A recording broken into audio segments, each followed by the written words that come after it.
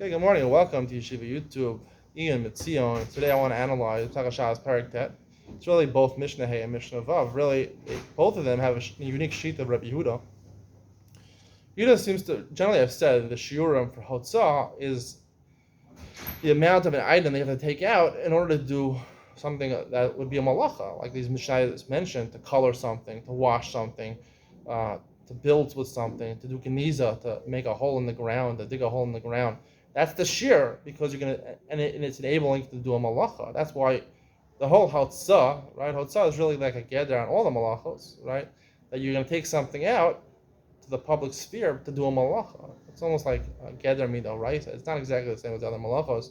That's why hotzah is more machmir, because the whole idea of muksa also is included in hotzah, taking out something to the public sphere, because you're gonna do a commercial thing with it, right? Commercial use, right? All the malachas are only also commercial in a business-like way. If it's not a business-like way, it's not a malacha, according to me. I think that's the correct shot, because the point of Shabbos is to rest from your business, not to engage in your business on Shabbos. So Mishnayos Hay and Vav are full with amounts that would, taking out would enable you to do some sort of malacha, commercial purpose.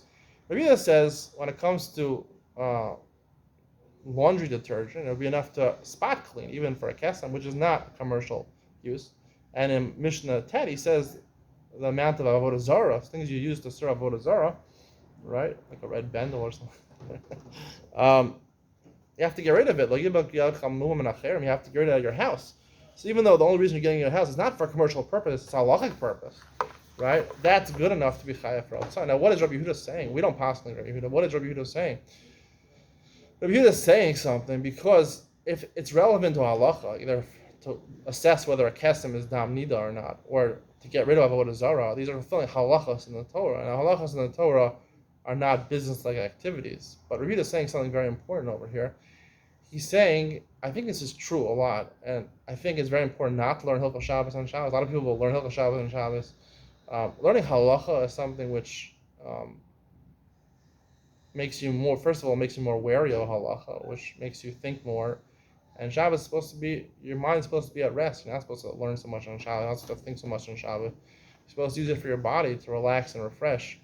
When you're thinking about halacha, it makes you more careful about halacha. And also, it's more intricate halacha. There's a lot of sveikos in halacha, and we don't know how to paskin, so it makes your mind work harder. So you shouldn't be learning halacha on Shabbos. So Yehuda is introducing a new idea that because halacha is something almost like business-like activities, right? A businessman, right? For him, doing business on Shabbos is basically turning his Shabbos into a weekday. And for a Talmud Chacham or someone who's involved in learning halacha during the week, learning halacha on Shabbos, learning Torah on Shabbos is basically turning Shabbos into a weekday. Now, I'm amazed at all the people that learn more on Shabbos, try to learn more on Shabbos. They even bring in some Zohar or some Kabbalah for them that the schar you get for learning on Shabbos is 1,000,000 times the amount. So people are like, they ask Rosh Yeshiva, I'm married. My wife wants me at home on Friday night. She wants me at home on Shabbos with the kids. But learning 1,000,000 times, they says, maybe you can work it out with your wife, negotiate. No. If you're learning during the week, that's your occupation during the week. A lot of people have that occupation here in Israel. Tarasu umnaso, whatever you want to call it. You should be relaxing during the Shabbos. You should not. I personally learn nothing on Shabbos. I learn during the whole week. I never learn anything on Shabbos. I don't prepare any of my shiurim. I don't learn anything on Shabbos. I let my mind relax. I just don't. I don't enjoy it, and I don't do it. I've tried, but sometimes if I have a little extra time, I might. But I don't do it. I don't like doing it. When I start doing it, it makes my mind. I'm like, this doesn't feel good. It doesn't feel right, and it's not the right thing to do on Shabbos. The Ramah says if you learn during the week, you shouldn't learn on Shabbos. That's the halacha, not like some Zohar. People just do these Zohars, make themselves crazy. Familiar with some Gedolim, they spent their whole entire Shabbos. They spent from 12 o'clock to 7 o'clock learning the whole day after eating Shalosh Shudas by 12 o'clock, taking a nap, and speaking to the wife for 5 minutes. One of the big Gedolim of the previous generation did that. Crazy, ridiculous. Anyway, the point is that according to Rabbi Yehuda, we have to factor in halacha. Halacha is like business. Taking halachic matters, doing halachic things with it, right? Halachic purposes, and a shear that enables you to do halacha of taking out avodah zarah at your house, or cleaning a kesem, spot cleaning, which is not a malacha, it's just a halacha. That also is incorporated into Hilchos Shabbos. And the Rabbanan obviously argue and say most people they don't learn the entire week. It's not something that can be done. If you listen to my shir on Arachayim 156, I talk about this, about really there's no such thing as learning in Kollel, according to the Torah. Even according to Shimon ben Yochai, he meant you should be a businessman, not be a worker who works for somebody else. You should have your own business, you have more time, and then you delegate responsibility to other people.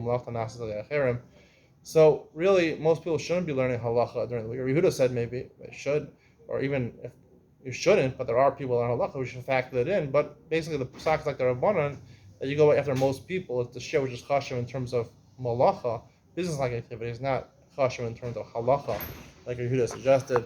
Hope you enjoyed today's share. See you in the next one.